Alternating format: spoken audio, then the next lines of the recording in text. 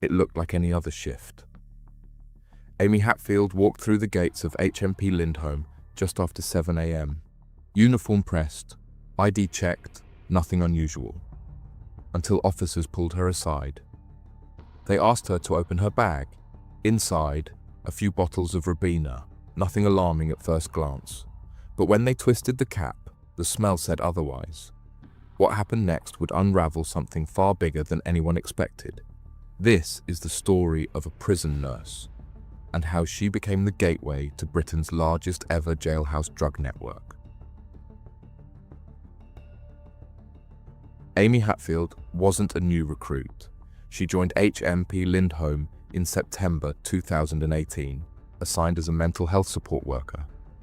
Her job was to assess vulnerable inmates, those with psychological needs, signs of breakdown, or suicidal thoughts. It was trusted and quiet work, the kind that granted her regular, unsupervised access across the prison. To most, she appeared professional, efficient, and reliable. She wasn't flashy, didn't draw attention. If anything, she kept her head down. But in hindsight, the signs were there. Hatfield had begun arranging frequent mental health sessions with certain prisoners, far more often than protocol allowed. While most inmates waited weeks for assessments, some were seen 2 or 3 times a week, always the same names. No one questioned it at first. She was, after all, a professional. Behind those sessions, packages were being passed. She was careful, small bundles hidden in paper folders, items dropped off during routine checks. No confrontation, no raised voices, just paperwork, conversation, and quiet handovers no one noticed. Drugs weren't arriving through the fence. They were being walked in, one shift at a time. And Hatfield wasn't just the delivery route, she was central to it. The woman trained to care for prisoners' minds had become the one feeding their addictions. The turning point came in the summer of 2019. That's when Amy Hatfield started seeing more of inmate Joseph Whittingham. At first, it was subtle. Extra mental health appointments, longer sessions behind closed doors. But soon, prison staff began to notice the unusual frequency. Some questioned it. Others assumed it was part of her role. What they didn't know was that the relationship had moved far beyond professional. Hatfield had become emotionally involved, infatuated even. Whittingham was already serving time, but inside those walls, he'd found influence. He had people, access. And now, through Hatfield, he had something far more valuable, a route in and out. The affair escalated quickly. They met for sexual contact during her shifts, used smuggled phones to exchange explicit photos, talked about life after prison. Love letters were later found hidden in cells, full of plans, promises, and coded language. Both had partners outside. Neither seemed to care. It wasn't just a fling, it was strategic. Whittingham knew how to manipulate. Hatfield, once trained to spot manipulation, couldn't see it happening to her. Or maybe didn't want to, because by then, she wasn't just in love, she was already deep inside the conspiracy. Inside Lindholm, a core group of inmates took over. They didn't wait for orders, they ran the system. There were 6 of them at the core: Joseph Whittingham, Jordan Needham, Kieran Murphy, Anthony Campbell, Anise Williamson, and William Francis. Each had a role and each had a reach. Whittingham used his influence to take orders and direct payments. Jordan Needham, 31, was already serving a sentence for supplying Class A drugs. He controlled supply chains on the wing and pressured vulnerable inmates to test new batches of spice. Kieran Murphy, 26, was in for firearms offences. He sourced items and orchestrated deliveries. Intelligence later revealed he had arranged for knives to be smuggled in, with plans to harm a prison officer. Anthony Campbell, 38, was doing a life sentence for arranging the murder of a 16-year-old boy in Liverpool, using his mother to coordinate, but we will talk about it later. Phones smuggled in by Hatfield became the lifeline for deals, threats, and coordination. Anise Williamson, 30, was inside for violent offences. He used his girlfriend and sister to receive deliveries and pass parcels during prison visits. Then there was William Francis, 56, who was already under investigation for drug smuggling before this plot tied him in. He'd supplied heroin, spice, and cannabis into prisons across the region. These weren't casual dealers. They were organized and discreet. Some had served time in other prisons and simply carried the model across. They knew what sold, what inmates craved, and how to keep order through intimidation. Contraband didn't just bring profit, it brought control. They decided who got what, who paid, and who owed. In a place where currency was survival, controlling the drugs meant controlling everything, and for a while they ran Lindholm from the inside. While the operation brought in money and influence, it left something else in its wake: dead bodies. Between 2018 and 2019, 7 inmates at HMP Lindholm died in incidents linked to spice.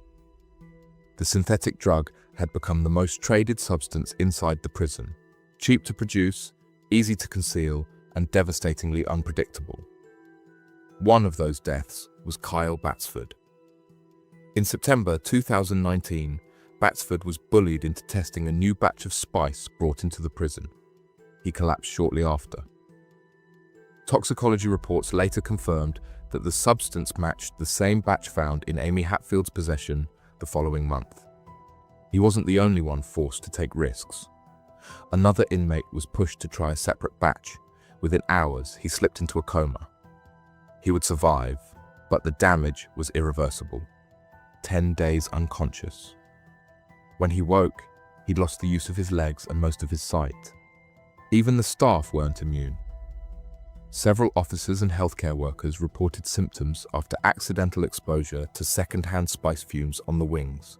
The prison became saturated. Access was too easy and supply was constant. And the damage wasn't theoretical. It was visible, routine, and escalating. But after Hatfield's arrest, something changed. In the 8 months that followed, not a single spice-related death was recorded inside Lindholm. While the prison walls held the main players, the network's strength came from beyond them. In living rooms, bedrooms, and bank accounts, through partners, parents, and siblings across the country. This wasn't a one-off smuggling job. It was a coordinated operation built on trust, silence, and family loyalty. At the center was Deborah Stoddard, 56, mother of convicted murderer Anthony Campbell. She wasn't a reluctant participant. She was a driving force. Stoddard arranged visitor drops, sourced the drugs herself, and laundered profits. Even when Campbell was placed in segregation, the supply lines she maintained kept him in business. She'd done it before too, smuggling drugs into other prisons during his earlier transfers. Courtney Ward, 26, was deeply tied to Jordan Needham. The court heard she'd been in a controlling relationship since she was 18. But it didn't stop her from playing a key role. She arranged payments, sourced contacts, and communicated with Hatfield directly. Ward even discussed the idea of paying the nurse a daily fee to keep the deliveries moving. Jordan's mother, Audrey Needham, was also involved. She received funds from inmates' families, held them briefly, and forwarded them on. Prosecutors called her a financial middlewoman, someone who exploited almost every possible avenue to keep her son's trade alive. Then there was Lucy Whittingham, wife of Joseph. She fronted as an unsuspecting spouse, but the evidence showed regular bank transfers tied to prison deals. Alongside her, Joseph's father, Paul Whittingham, 59, was also caught moving money tied to smuggled contraband. Leighton Kemp, 29, wasn't family, but he was a known associate of Jordan Needham. He coordinated drops and moved cash between locations. His digital footprint showed repeated contact with Hatfield, including during key delivery windows. Cora Haley, 30, was the girlfriend of inmate Anise Williamson. CCTV caught her handing over a package during a prison visit. Phone records showed her discussing drug deliveries and laundering money with Williamson's sister. That sister, Natalie Williamson, 35, ran her own part of the chain. She stored money, sent instructions, and transferred profits. Texts recovered from Haley's phone included Natalie asking for cash to be sent same day. Lydia Pinnington, 23, linked to Campbell's side of the network, was found with messages referring to the movement of drug funds. While cleared of conspiracy charges, she pleaded guilty to laundering money connected to the operation. The list of suspects still continues, with Lee Holmes, 44, wasn't tied by blood, but he played a background role. DNA evidence linked him to drugs seized from Hatfield, and records showed visits to her home in the weeks before her arrest. William Francis, 56, was the final piece. Already under suspicion for a separate prison smuggling case, his financial links to the Lindholm plot confirmed his role. He later admitted to supplying heroin, spice, and cannabis. Across homes in Nottingham, Liverpool, Bradford, and beyond, this was a web of everyday people. Sons, daughters, parents. Some claimed they were tricked. Others admitted they knew exactly what they were doing. They weren't just helping inmates, they were keeping the network alive. Amy Hatfield wasn't the only smuggling route. As police peeled back the layers of the Lindholm conspiracy, they found a network that had adapted, diversified, and evolved, constantly searching for new ways to beat the system. Some methods were bold, others were quiet, but all were calculated. Drones had become a growing problem. Lightweight, fast, and nearly silent, they could drop packages directly into the prison yard under cover of darkness. No physical contact, no witnesses, just a GPS pin and a waiting pair of hands. Catapults were another tactic. A high fence wasn't a barrier, it was just a challenge. Packages were launched from nearby land, sometimes wrapped in socks, other times disguised in everyday items. Retrieval teams inside the prison knew when and where to look. Fake legal mail was also exploited. Envelopes marked confidential were used to smuggle spice-soaked paper and SIM cards, bypassing routine inspections. Staff, under pressure and stretched thin, couldn't check every document without risking breach of legal protocols. Then there were visits, social, medical, or fabricated. In one case, Cora Haley was filmed passing a package to her partner, Anise Williamson, during a routine prison visit. The footage was clear. The handover was fast. Even hospital appointments were manipulated. Inmates deliberately sought referrals. Every weakness in the system was tested. Some methods failed, others succeeded. But none of it relied on chance. The Lindholm network didn't just exploit people, it exploited processes, paperwork, schedules, and gaps in staff numbers. Assumptions that no one would try something twice. And for a while, it worked. The network had lasted for over a year. Profits were flowing, deliveries were frequent, and inside the prison, inmates had access to almost any drug they wanted. But behind the scenes, something was shifting. Anti-corruption officers had been watching Amy Hatfield for weeks. A tip-off had triggered the interest. Whispers about a relationship with an inmate, strange patterns in her schedule, unexplained wealth. On October 24th, 2019, just after 7 a.m., they made their move. Hatfield was stopped as she arrived for her morning shift. Officers searched her belongings. Inside, they found 4 bottles of Ribena, but the liquid inside wasn't juice, it was spice. 2 liters of it, enough to soak thousands of sheets, enough to flood entire prison wings. And that was just the start. In her bag, officers also found MDMA, ketamine, cannabis, along with a few testosterone vials, anabolic steroids, tobacco, and prescription drugs. It all had an estimated prison value of over £1 million. Apart from drugs, mobile phones, charging cables, SIM cards were also hidden and wrapped in cling film, tucked inside everyday items. It was all carefully packed, precisely prepared, and nothing left to chance. The list still had not ended. She'd even smuggled in knives, carbon fiber lock blades. She didn't resist. She simply said she had some stuff on her. But that search was just the beginning. The same day, officers searched the mental health unit where she worked and found more. Another liter of spice, notes, and packaging materials. And when they checked her phone, hundreds of messages, contacts, and bank transfers tied to inmates and their families. Cells were raided, phones were seized, charging cables, drugs, and handwritten notes containing bank details were uncovered. Then came the strike. On December 18th, police carried out simultaneous raids across the country. 60 officers, multiple properties, co-conspirators arrested in Nottingham, Liverpool, Bradford, and beyond. Each device analysed. Each account is traced.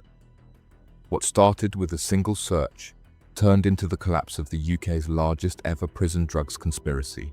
A 4-year investigation followed, slow, methodical, and relentless. And one by one, the names fell into place.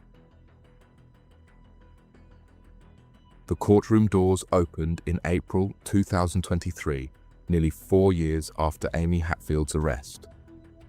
The case was heard at Sheffield Crown Court, one of the largest prison conspiracy cases ever brought before a UK judge. It wasn't a staggered process.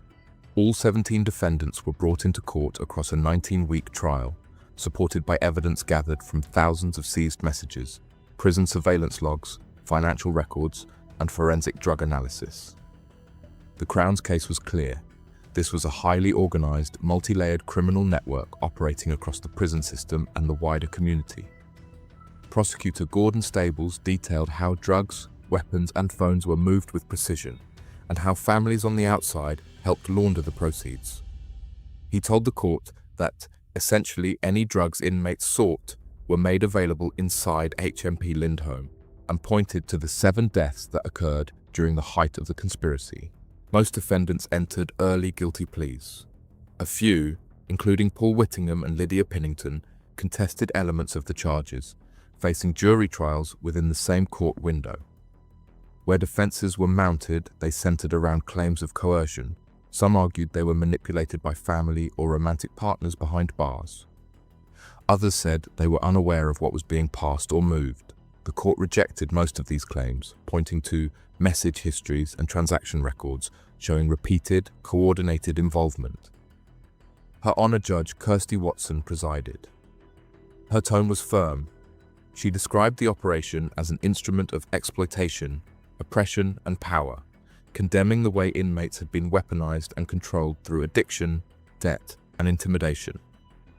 She spoke directly to Hatfield during sentencing, calling her relationship with Whittingham a significant breach of trust, and stating she had abused her position to convey prohibited items for financial gain. Then came the sentences, delivered across October 2023, with one final defendant sentenced in December. Amy Hatfield, 38 of Barnsley, was convicted of conspiracy to convey Class A and B drugs, mobile phones, knives into prison, and money laundering. She was sentenced to 10 years and 2 months in prison. Joseph Whittingham, 35, already serving time at HMP Leeds, admitted conspiracy to supply Class B drugs and to convey drugs, phones, and a knife into prison. He received a further sentence of 11 years and 4 months.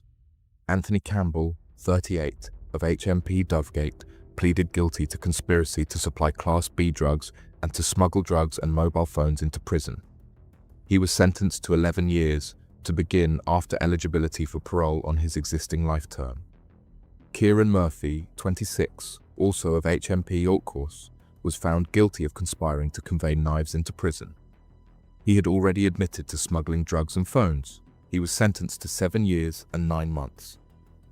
Jordan Needham, 31, of HMP Dovegate, pleaded guilty to conspiracy to supply Class A and B drugs and to convey drugs and phones into prison. He was handed a 9-year and 6-month sentence. Courtney Ward, 26, of Nottingham, admitted her role in supplying Class A and B drugs. She was jailed for 4 years and 6 months. Audrey Needham, 56, from the same address, was convicted of supplying Class B drugs and laundering proceeds. She received a sentence of 4 years and 3 months. Deborah Stoddard, 56, of Liverpool, was one of the conspiracy's key organisers. She pleaded guilty to supplying drugs, conveying phones and knives into prison, and laundering money. She was sentenced to 9 years and 6 months. Leighton Kemp, 29 of Nottingham, admitted his role in conveying drugs and phones into the prison and laundering the proceeds. He was jailed for 5 years. Cora Haley, 30 of Bradford, was caught passing packages during prison visits. She was sentenced to 3 years and 4 months for supplying drugs, smuggling phones, and money laundering. Anise Williamson, 30 of HMP Leeds, pleaded guilty to smuggling Class B drugs and phones into the prison. He was sentenced to 5 years and 5 months. Natalie Williamson, 35 of Shipley, admitted laundering money and being concerned in drug supply. She received a 12-month custodial sentence. Lee Holmes, 44 of County Durham, was convicted of supplying Class B drugs, conveying them into prison, and laundering profits. He was jailed for 2 years and 3 months. Lucy Whittingham, 37, and Paul Whittingham, 59 of Bradford, admitted laundering money for her husband Joseph and son. Both received a 2-year and 20-month suspended sentence and community order, respectively. Lydia Pinnington, 23 of Liverpool, pleaded guilty to money laundering. She received a suspended sentence of 14 months and a community order. William Francis, 56 of Nottingham, admitted to possession with intent to supply Class A and B drugs and to conveying them into prison. His sentence was pending at the time of reporting. If you've watched this far, we want to hear your thoughts. What do you make of the sentences handed down? Were they enough, given the scale of the damage inside Lindholm? Let us know in the comments. And if you want more real UK crime stories like this, subscribe, turn on notifications, and we'll bring you the next case, one network at a time.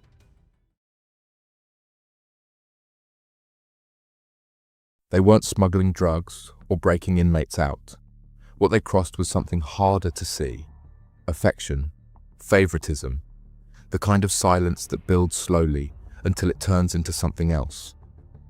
Inside 3 different prisons, across 3 different wings, something began to slip.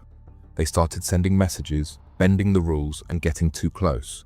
It didn't look dangerous, not at first, but when investigators finally stepped in, they found relationships no one was supposed to know about, and 3 officers who'd gone too far to turn back. This is the story of the prison guards who crossed the line and how it ended with uniforms traded for handcuffs. Before we step into these stories, take a moment to leave a comment. Your thoughts help push these cases to a wider audience and make sure stories like this don't stay buried. Now, let's begin with the first. Tony Evelyn Georgina Cole worked as a prison officer at HMP 5 Wells, a high-capacity Category C men's prison in Northamptonshire. She was 29, based locally in Wellingborough, and assigned to one of the main residential wings. On paper, her duties were straightforward: manage inmate movements, supervise cells, and keep the prison regime running safely. One of the men under her supervision was 28 years old, serving a custodial sentence. His name was never publicly released. What's known is that he was on Cole's wing regularly, and over time, they developed a connection that moved far beyond professional. It didn't start with a single event. There was no dramatic turning point. Instead, it happened gradually, through daily conversations, offhand comments, and increasing familiarity. What began as routine wing interaction slowly became more personal. Cole began spending more time in his company during shifts, in ways that raised no alarms at first. By September 2022, the contact had extended beyond the prison. Cole had started using her personal mobile phone, a Samsung S22, to communicate with the inmate directly. They exchanged messages and later video calls. At this point, the relationship was already active, but it remained unnoticed by staff. Nothing outwardly gave it away. There were no physical altercations and no signs of coercion or complaints. Just the subtle erosion of boundaries that can go unchecked inside a high-turnover, understaffed facility.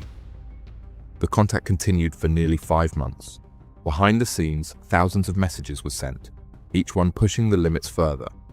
But on the surface, she remained in uniform, managing cells and passing checks. Until one shift changed everything. and gave investigators their first reason to look closer.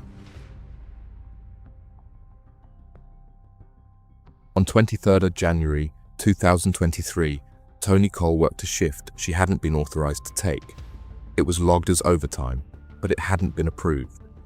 That single irregularity was enough to trigger a routine management meeting 2 days later. A simple question: why was she on the wing that night? To answer it, senior staff pulled the CCTV. The footage showed more than just a schedule breach.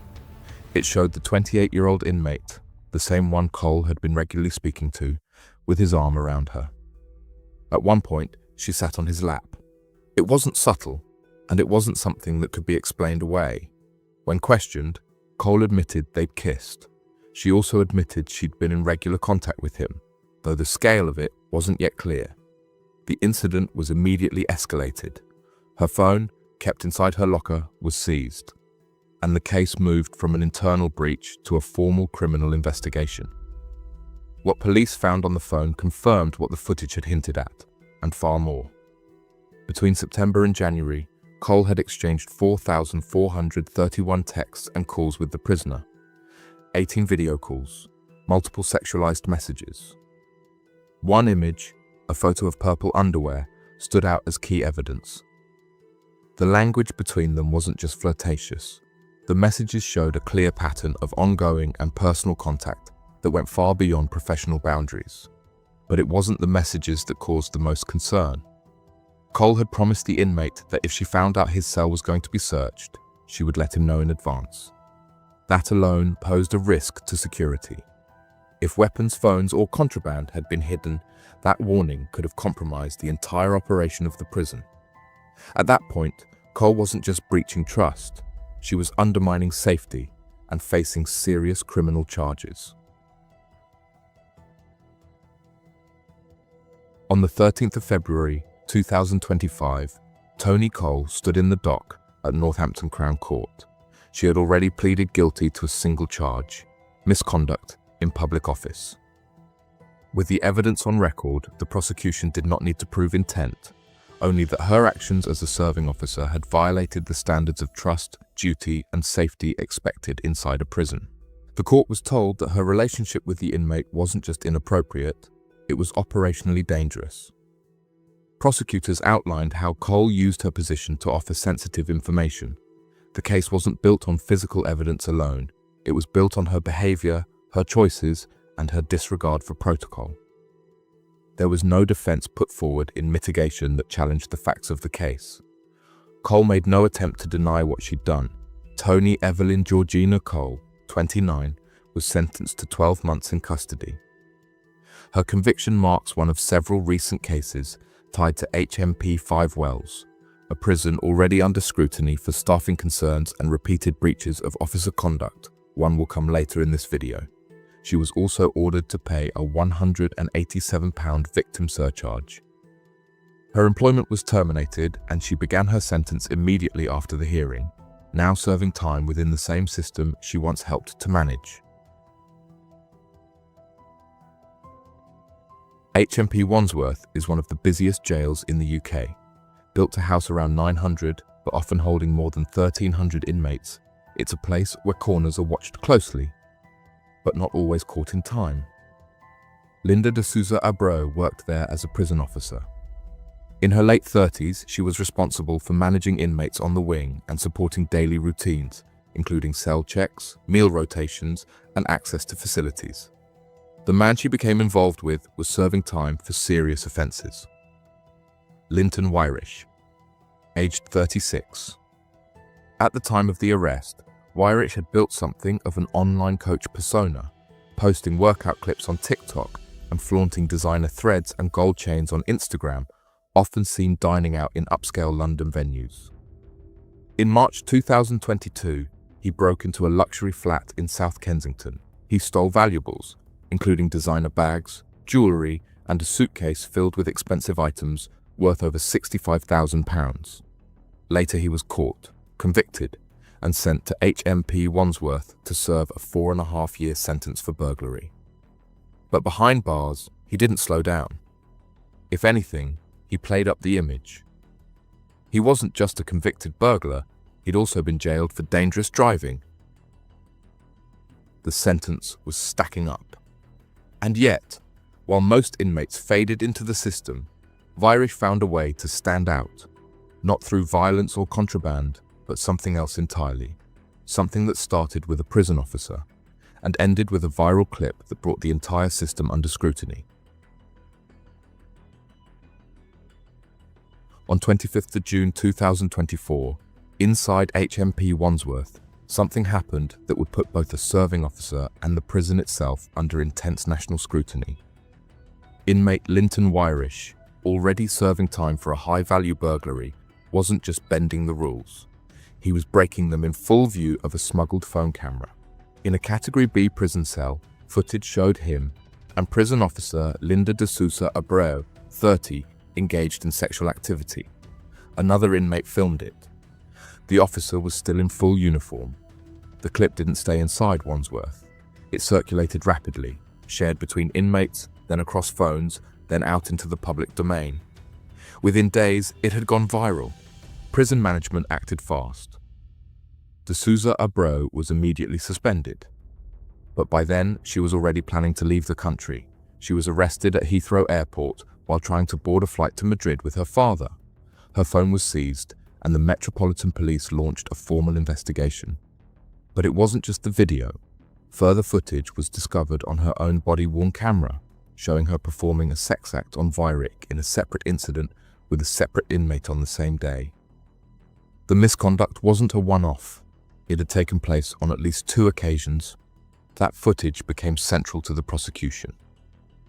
Inside the prison, staff were left shocked. Outside, headlines exploded. A married officer caught on film breaching security and professionalism in one of the country's most overburdened jails. It was more than a scandal. It was a systemic failure. What followed wasn't just a disciplinary. It was a full criminal case, with mounting evidence, media pressure, and no way back for either of them. For de Sousa Abreu, her uniform was no longer protection. It was part of the evidence.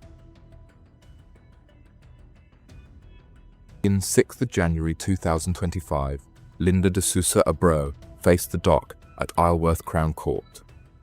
The prosecutor laid out damning details.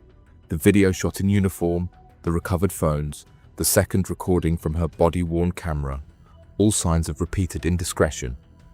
There was no defense challenging what happened. De Sousa Abreu admitted her actions. Judge Martin Edmonds KC condemned her actions and said, "That compromised your role as an officer and was misconduct, which undermines discipline within the prison and puts fellow officers at increased risk." Linda was sentenced to 15 months in prison and told she would serve half her time in custody and the rest on license. She was also entitled to a 95-day reduction after it was revealed that she had been wearing an electronic tag for 190 days. But the fallout didn't end in the courtroom. Within weeks of first circulation of video, new headlines emerged. Weyrich had been moved to HMP Swellside, where he was violently attacked on 18 December 2024, sustaining head injuries. His 3-month-old baby, present at the time, was injured too. Both thankfully survived.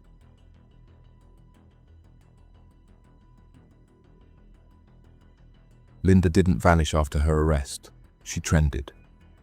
Long before she stood in the dock at Isleworth Crown Court, she'd already built an online presence. Alongside her husband, she ran an OnlyFans account, active while she was still working at HMP Wandsworth. According to The Sun, the account had been running during her time in uniform, not launched after the scandal erupted. It wasn't a new venture. It had been there all along.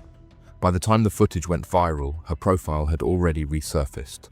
Screenshots, handles, and past videos were circulated widely across social media. TikTok and other platforms lit up with content linking her name to the tag OnlyFans Prison Officer. It became the label she couldn't shake, echoed in tabloid coverage and headlines across the UK. Her adult content, once behind a paywall, was now public knowledge. The attention it drew didn't just follow her to court, it followed her home. While she's since gone quiet, those who knew her say the online persona has faded, at least for now. One report from LAD Bible quoted a partner saying she's keeping a low profile, avoiding media offers, and not pursuing any new content work. But by that point, the damage was done. The uniform was gone, her badge was revoked, and the fallout, both on screen and off. Rachel Stanton was 31 when she joined HMP 5 Wells. A mother of 5 and a newly trained custody officer, she was placed on a residential wing at the Category C prison in Northamptonshire, the same prison where Tony Cole had already faced charges just months earlier.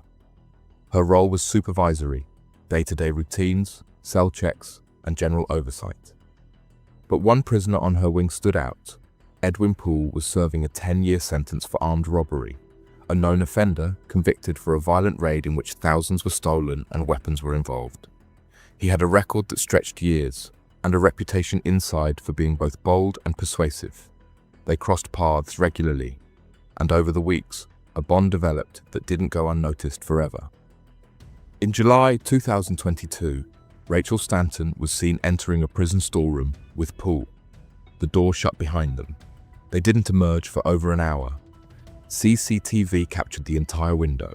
No one else went in. No one else came out. When officers searched Poole's cell afterward, they found explicit photographs. The source was clear. They featured Stanton. A handwritten love letter was also recovered, confirming the emotional nature of the relationship and placing the responsibility firmly at her feet. She was suspended immediately. Poole was transferred to another facility. And just like that, HMP 5 Wells, already under pressure from the Cole investigation, was facing another breach of conduct inside its walls. 2 officers, 2 inmates, and now 2 scandals connected to the same prison. Rachel Stanton didn't deny the relationship. When investigators questioned her, she admitted to the physical encounter, but it wasn't the CCTV that confirmed how deep it went. It was her phone. Her personal device was seized shortly after the storeroom footage was reviewed. Officers found intimate photographs and messages that left little ambiguity. The pictures matched the ones discovered in Poole's cell. The language in the texts was affectionate, explicit, and consistent with an ongoing relationship. She had been in contact with Poole using unauthorized methods, including a smuggled mobile phone inside the prison. Investigators later confirmed that Stanton had facilitated his access to outside communication, breaching strict internal controls. She had not only met him privately behind locked doors, but had enabled further contact beyond those hours. Prosecutors described the relationship as voluntary and sustained, though they acknowledged there was no evidence of trafficking, coercion, or material exchange. But that didn't lessen the breach. It was a collapse in professional judgment, one that endangered the security of the prison. Stanton later admitted to being deeply ashamed. By the time of her court appearance in 2024, she had left the service. Her contract with G4S terminated. But by then, another revelation had come to light. Before we turn our attention to the final case, let's widen the lens and see how these incidents fit into a much larger, troubling trend. Ministry of Justice data confirms this is far from isolated. Over the past decade, 121 prison officers in England and Wales have faced charges related to relationships with inmates, ranging from sexual misconduct to smuggling. Alarmingly, 19 were charged in 2023 to 2024 alone, marking the highest annual total on record. Most offences involve allegations of misconduct in office, corruption, aid to prisoners, or providing them with contraband. At HMP 5 Wells, central to our earlier stories, it's not just one breach. 3 separate officer-inmate scandals erupted in less than 2 years, exposing yawning oversight gaps and staffing shortages, according to whistleblowers The Sun. Critics now point fingers at G4S leadership for poor internal controls and a rapid turnover of inexperienced staff, a recipe insiders say makes prisons more vulnerable when oversight isn't fixed. Against this backdrop, calls for deeper reform, independent monitoring, and strengthening of the prison service's anti-corruption processes are growing louder. Now let's go back to the case where we left. The shocking revelation was her pregnancy, and the father, confirmed through later proceedings, was Paul. The case moved quickly through the courts. In interviews, Stanton admitted the baby had been conceived while Paul was still behind bars. At sentencing, she was handed a 16-month prison sentence, suspended for 18 months. She avoided immediate custody, but not public scrutiny. The headlines didn't just mark her as a former officer, they now tied her name to a relationship that changed the course of her life, and gave her a child whose story began behind prison walls. Before we wrap up, we want to hear from you. What do you make of the sentences handed down? Let us know your thoughts in the comments. If you want more real UK prison cases like this, subscribe, turn on notifications, and share the video. There's always another line to cross and another case to uncover.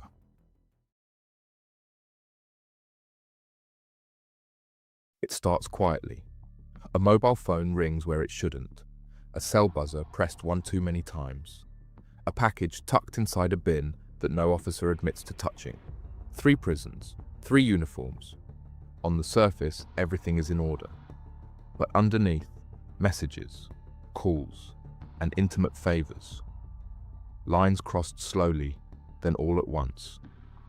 This is the story of 3 prison officers and how love, lust, and pressure turned keys into contraband.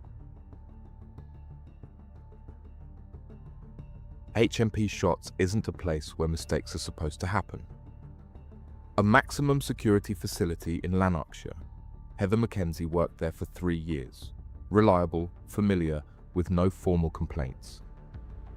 But in March 2020, that changed.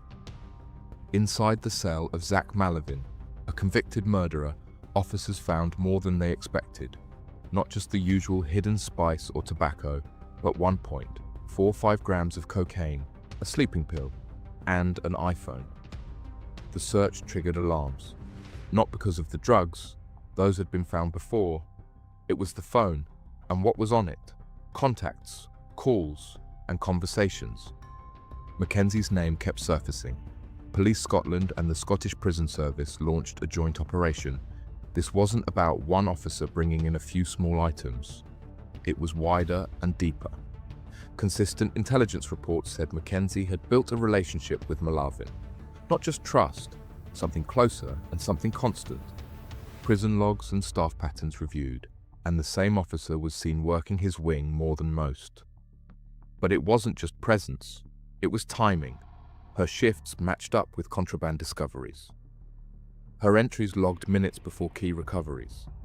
The deeper investigators looked, the more regular it appeared. She wasn't slipping, she was operating. Every movement served a purpose, and every item recovered pointed to a plan.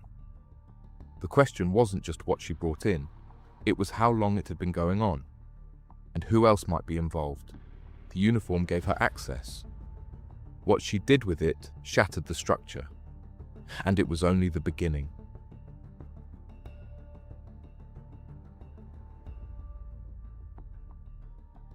By the time officers began digging deeper into Mackenzie's movements, the scale of her involvement was becoming clear. This wasn't an impulsive decision. There were layers to it, planned exchanges, trusted drop-offs, and a network that extended beyond prison walls. Investigators traced her links to several unidentified men. Unidentified associates arrived at her home in 4th Lanarkshire. They brought phones, syringes, cash, £2,500 in bundled notes. They handed over items on the doorstep. She accepted them without resistance. Inside Shots, the delivery process was quick and targeted. Some items were passed through staff areas. Others were hidden in pre-agreed stashes near Malavin's cell, sometimes in a prisoner safe, sometimes left in plain sight during staff transitions.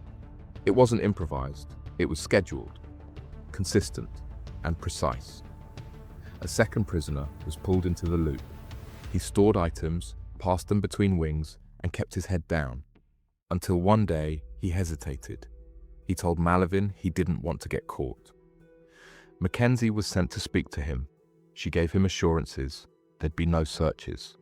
His cell was safe. The system was covered. Police would later raid Mackenzie's home. Inside, they found several mobile phones, syringes, steroids, and traces of cocaine. In a garden shed, they uncovered 28 grams of benzocaine, a known cutting agent, alongside packaging and paraphernalia. Each item recovered added weight to the case. This wasn't the kind of smuggling that relied on panic or pressure. It was calm, deliberate, and structured. She knew the corridors, she knew the checks, and for 7 months she knew exactly how to bypass them. But where Mackenzie's network was driven by supply and structure, the next case didn't involve drugs or logistics. It started with flirtation and spiraled into something far more personal.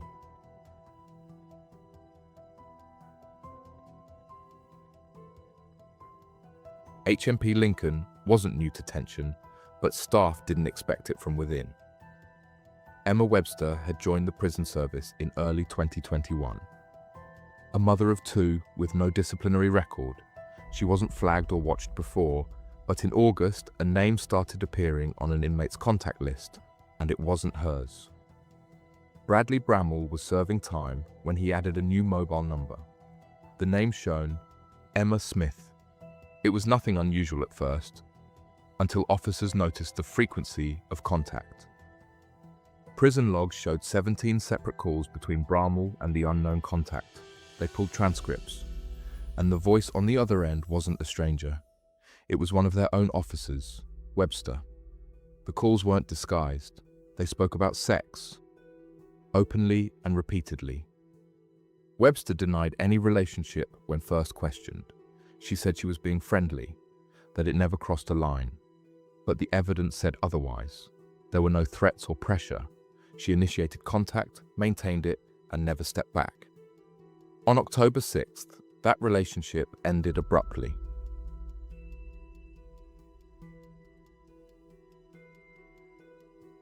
Eight days later, Emma Webster changed her working pattern. She moved to night shifts, away from the daytime rota where she'd first met Bramall. Her new wing held a familiar face. Jimmy Bennett.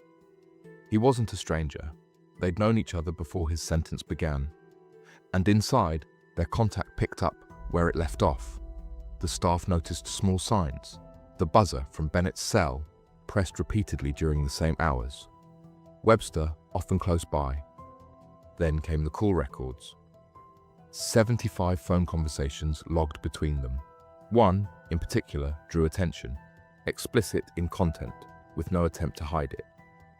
From there, the contact grew more personal. Letters from Webster to Bennett.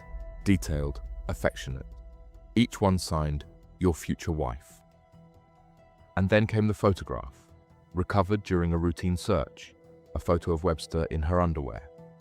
By now, staff knew what they were seeing. The change in shifts, the pattern of communication, a voluntary breach, played out across weeks. This wasn't about coercion or bribery, it was about attention, and the feeling of being wanted, even if it meant risking everything. By the time the second affair was flagged, Webster was already under investigation, but she hadn't yet been charged, not until the full picture emerged, and her actions were placed side by side. Because in another prison, another officer was breaking rules for a different reason entirely, not out of desire, but out of desperation.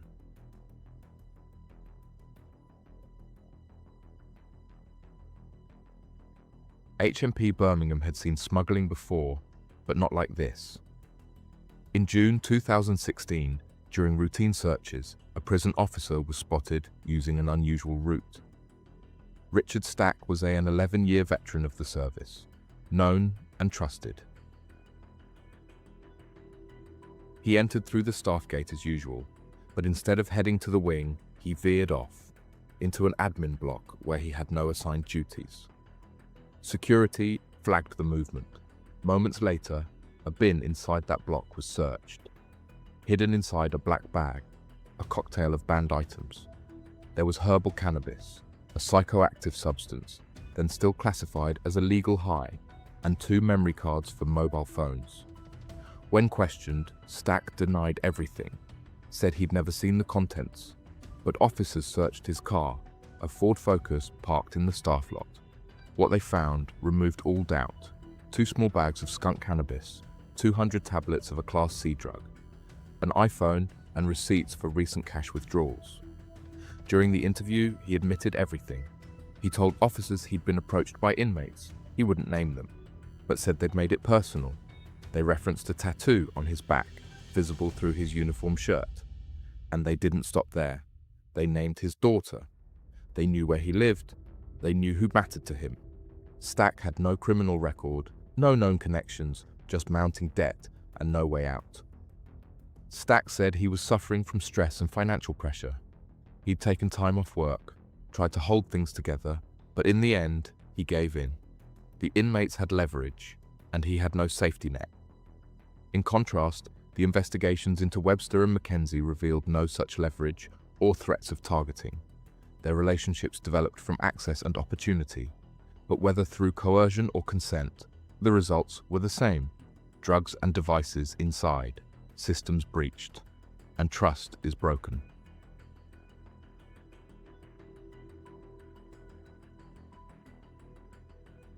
Back in court, Mackenzie appeared at the High Court in Larnac and admitted supplying Malavin and others with drugs at HMP shots between March and October 2020. But her defense painted a different picture. In court, her defense leaned heavily on background and vulnerability. They said she was a first-time offender, a single mother, that she had suffered an abusive relationship. They argued she'd been manipulated, targeted and drawn in emotionally, that she was under pressure, that she regretted it all. But prosecutors didn't accept that narrative. They presented logs, WhatsApp messages, and testimony of exchanges over 6 months. Not occasional, they said, but it was consistent, coordinated, and systematic. They outlined drop-offs, payments, and the staging of contraband. Every message, every handover traced back to purpose, not panic. When sentencing finally came, Judge David Young Casey didn't speak in headlines. He laid out the facts. Heather Mackenzie had pleaded guilty to 3 charges: supplying a Class A drug, a Class C drug, and providing mobile phones and SIMs to a prisoner. Each charge spanned months. Judge Young wasn't persuaded with the defense either. He accepted the sentence would impact her children. He acknowledged her physical injuries and recent mental health struggles. He noted that she had taken steps to ensure care for her children before sentencing, but none of it outweighed the breach she had caused. He was clear. This was not a moment of weakness. This was calculated, repeat behavior, sustained over nearly 8 months. And what stood out most wasn't the drugs themselves. It was how she used her access. This wasn't about loneliness, it was about agency and abuse of position. And the sentence wasn't just for punishment, it was to send a message to officers, inmates, and the public. That uniform comes with accountability, and when that fails, the consequences reach far beyond one cell. The final sentence for Heather Mackenzie was 75.5 months, just over 6 years. Each term runs concurrently.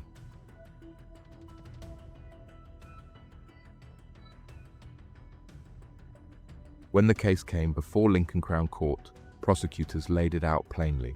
This wasn't coercion. Emma Webster had chosen to cross the line more than once. The prosecution presented the timeline: 2 separate relationships with inmates, messages, letters, and SIM cards. They emphasized how quickly she moved from one prisoner to another, how she kept up contact, even as suspicion grew, and how, in their words, she sought out the connections. Defense counsel attempted to soften the picture. They spoke of personal struggles, emotional vulnerability following a breakdown in her private life, but they didn't argue about coercion, because there wasn't any. In her own interview, Webster had admitted to a non-sexual relationship with Bennett, as we already discussed. When Judge Katarina Sherlin Knight delivered sentencing, her verdict was sharp. You were chasing, not being chased. The court accepted that she wasn't manipulated. She had pursued attention, knowingly and willingly. Emma Webster was sentenced to 14 months in prison for misconduct in a public office, covering her relationships with both inmates from August to November 2021. What followed was more than a jail term. It was the collapse of a career, the loss of trust, and public exposure that wouldn't fade quietly. And above all, brought the system down with her.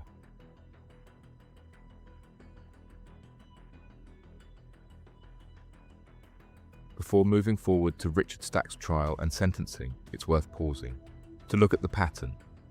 3 prisons, 3 uniforms, with 3 breaches. The methods and motives were different, but the access always the same. Whether driven by pressure, loneliness, or personal gain, each case exposed a fault line. These breaches happened slowly, over the time, and through moments that didn't seem unusual at first. Each case exposed more than individual failure. They revealed how routine can mask risk, how familiarity can dull scrutiny. In response, prison services have begun strengthening their systems, introducing new checks, reviewing shift patterns, and tightening internal oversight. It's not a fix-all, but it's a step towards greater vigilance. Because no system is immune, but with the right attention, it can be made more resilient.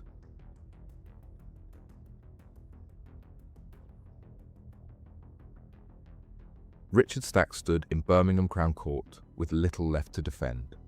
He had already admitted what he'd done. In court, the prosecution laid out a clear sequence that had already been discussed. The court heard he had no prior record, 11 years in the job. But the breach of trust was too serious to overlook. Judge Patrick Thomas QC acknowledged the pressure, but didn't excuse it. He said to him, "You knew the damage drugs and phones cause in prison. You succumbed to pressure, but you had a choice." Richard Stack was sentenced to 21 months in prison, not because he was the most dangerous, but because when trust breaks from within, the damage is hard to repair. What do you make of these 3 cases? Should the sentences have been longer, or were they fair given the circumstances? Let us know what you think in the comments. And if you want more true stories from inside the UK justice system, subscribe, turn on notifications, and stay with us. There's always another case to uncover.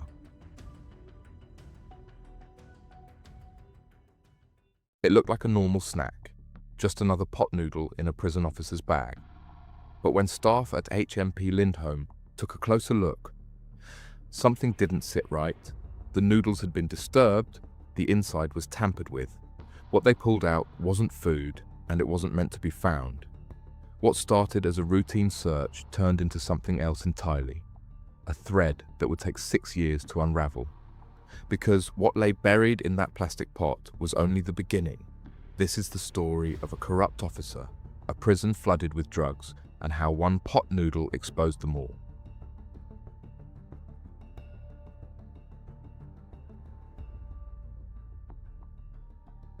Though we touched on it in the intro, but what happened next deserves a closer look. Victoria Sked didn't look like someone running drugs. No record or a wrong reputation. Just a 26-year-old officer at HMP Lindholm nearing the end of her contract. She was days from walking out for good when officers stopped her at the gate and the bag was pulled aside for a routine check. Nothing unusual. What officers found inside changed everything. The pot noodle, chicken and mushroom, looked ordinary at first, but inside were 2 cling film wrapped parcels tucked under the noodles. The smell gave it away. Officers suspected cannabis, and it wasn't the only thing that raised the alarm. They took her aside for a full search. More items were found on her person, small, concealed, and clearly not for personal use. Psychoactive substances, a vial of steroids with a wrap of MDMA. Above all, a mobile phone, SIM card, and tobacco was also part of the seizure. It wasn't the kind of seizure they expected from someone in uniform. Sked didn't protest. She barely spoke. But the search had opened a door, one that couldn't be closed. For the team at the prison anti-corruption unit, this wasn't just about one officer smuggling in a few wraps. This was a sign of something deeper, and the next steps would prove it.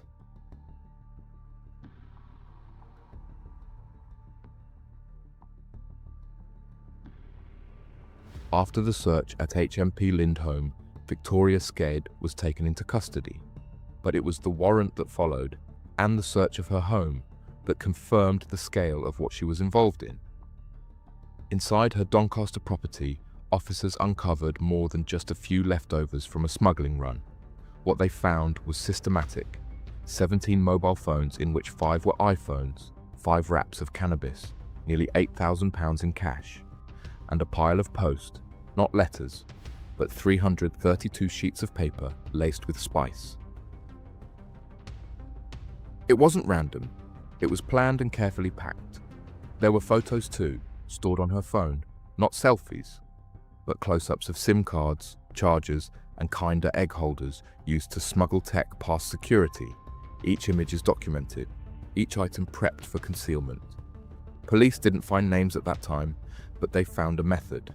Drugs, phones and cash, all flowing through a serving officer's hands and into the prison system she was meant to protect. There was no claim of coercion, no evidence of desperation, just a trail of illicit items and a lifestyle that didn't match her payslip. Sked wasn't alone, but at that moment, she was the only one exposed. The rest of the network, still hidden. At least for now.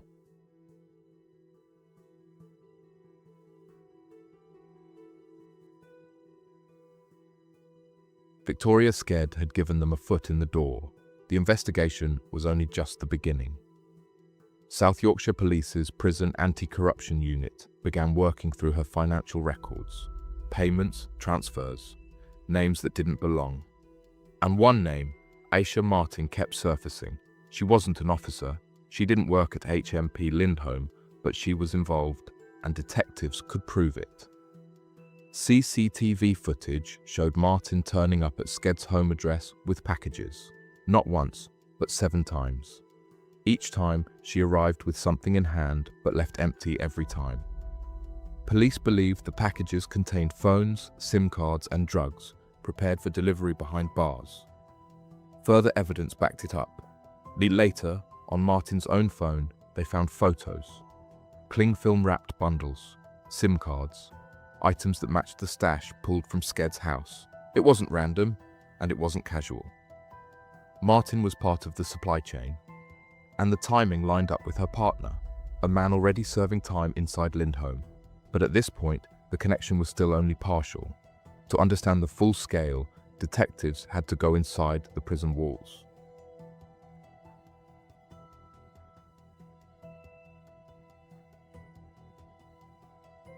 With the outside links confirmed, the next move was obvious. Investigators turned their focus inside HMP Lindholm, looking not just for evidence, but for people. The first breakthrough came during a routine cell search. Officers checked a DVD player on one of the spurs. Inside, hidden behind the disc tray, they found 4 mobile phones. Forensic analysis followed. One of the phones was linked to inmate Robert Williams. He wasn't just using it to make calls. The messages told their own story. Codes, contacts, and drop details. Enough to tie him to the drug supply chain inside Lindholm. Conversations that matched dates and amounts moving in from the outside.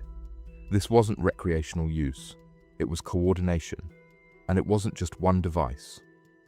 More phones were traced, more messages decrypted, and a clear pattern began to form, showing who was taking orders, who was receiving deliveries, and where those deliveries were ending up. Sked's arrest had exposed the access. Martin's movements had shown the handoffs. And now, inside the prison, officers were beginning to piece together the full route, from living room to landing. It was no longer speculation. It was now evidence.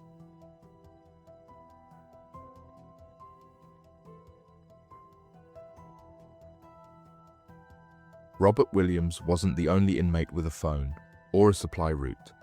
As officers pulled more threads, the same pattern kept surfacing. Inmates inside with the partners functioning outside, each pair playing their part. Gareth Roberts, already flagged during phone analysis, was linked to another suspect, Diane Monks. She wasn't found with texts or transfers. She was caught in person during a visit to HMP Lindholm in November 2018. Officers stopped her at the gate. She was carrying spice. Jack McGlenn, another inmate, ran his part of the operation with more precision. His partner, Alicia Harrison, wasn't smuggling drugs herself, but she was managing the money.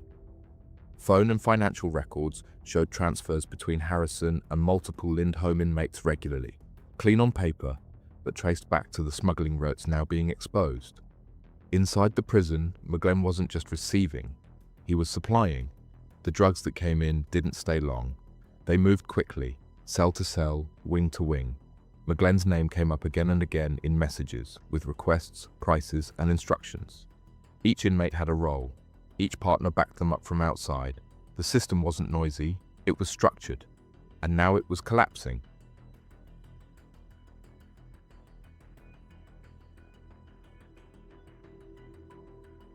Not everyone involved had someone inside.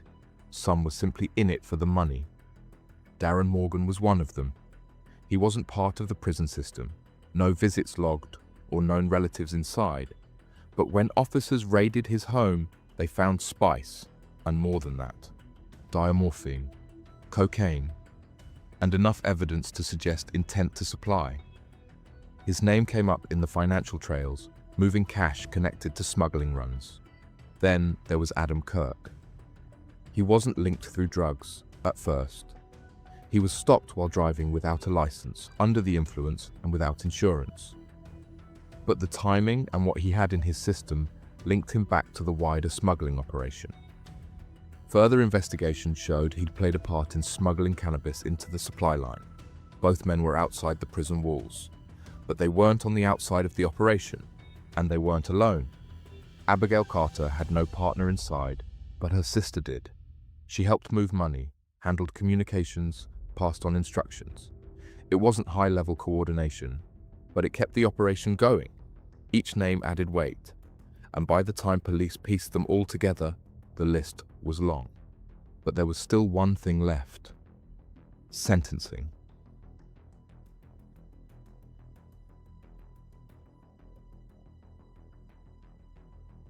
Once police had connected the dots, the investigation began to shift. It was no longer about suspicion. Now it was about taking people in. The prison anti-corruption unit moved methodically. Inside Lindholm, prison cells were searched, phones were recovered, devices traced to inmates including Robert Williams, Gareth Roberts, Jack McGlenn, and Simi McGinley. Each one linked by call logs, messages, or photos to supply operations behind bars. Sked had already been arrested during her shift. Her home was searched the same day, but outside the prison, further raids followed. In Wakefield, Aisha Martin was arrested at her home on Baring Gould Way. Her partner McGinley was already serving time, now detained for questioning under new charges. In Leeds, Gareth Roberts was detained at Manor Farm Drive. Jack McGlenn was picked up from Woodbridge Lawn. Alicia Harrison, his partner, was arrested later at her address on Woodbridge Crescent. Further out, Darren Morgan was found in Bradford. His property on Renee Close was searched, revealing spice, heroin, cocaine, and items indicating supply. Adam Kirk arrest we already discussed. His arrest led to a property search and further evidence. Abigail Carter was located in Skelmersdale. Though not found with drugs herself, financial records tied her to the wider network, moving cash linked to her sister's prison contacts. Each arrest was deliberate, based on clear evidence. A mix of drug charges, money laundering, and possession of banned items followed, both under the Misuse of Drugs Act and the Prison Act. By the end of the operation, police had charged 12 people. The smuggling line had been severed from the inside out.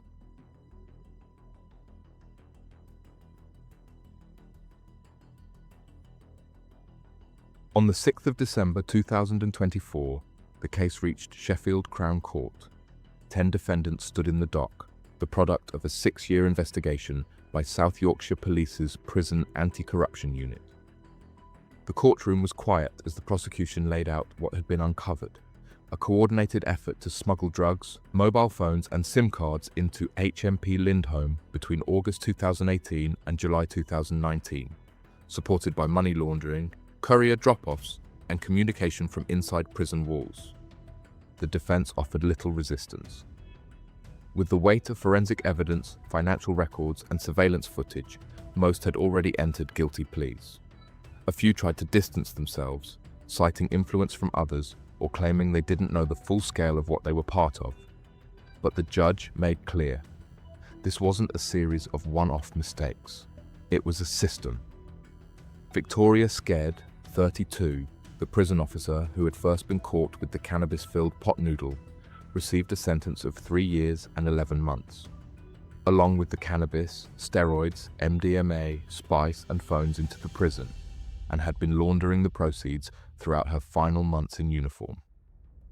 Aisha Martin, 30, was sentenced to 3.5 years for delivering packages to Sked's home and was also found guilty. Simi McGinley, 30, Martin's partner, was sentenced to 1.5 years for drug smuggling, money laundering and possession of a mobile phone while inside. Gareth Roberts, 38, another Lindholm inmate, was given 3.5 years after admitting to smuggling cannabis and spice.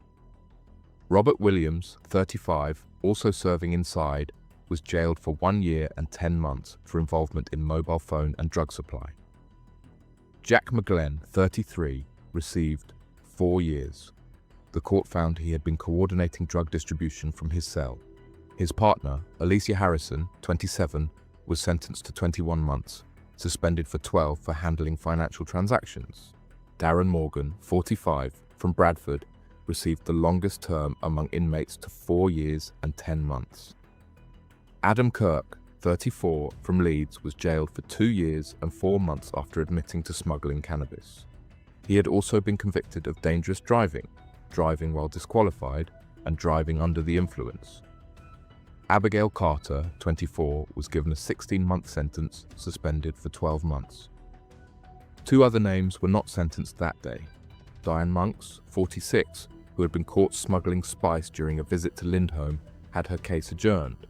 Lydia Ratcliffe, 30, had already received a 12-month conditional discharge in July 2024 after admitting to contacting inmates on banned mobile phones. She was found not guilty of laundering funds. In total, the courtroom handed down more than 25 years of combined prison time and closed one of the most structured smuggling cases South Yorkshire Police had ever investigated. What do you make of this case? Should the sentences have been longer, or were they fair given the circumstances? Let us know what you think in the comments. And if you want more true stories from inside the UK justice system, subscribe, turn on notifications, and stay with us. There's always another case to uncover.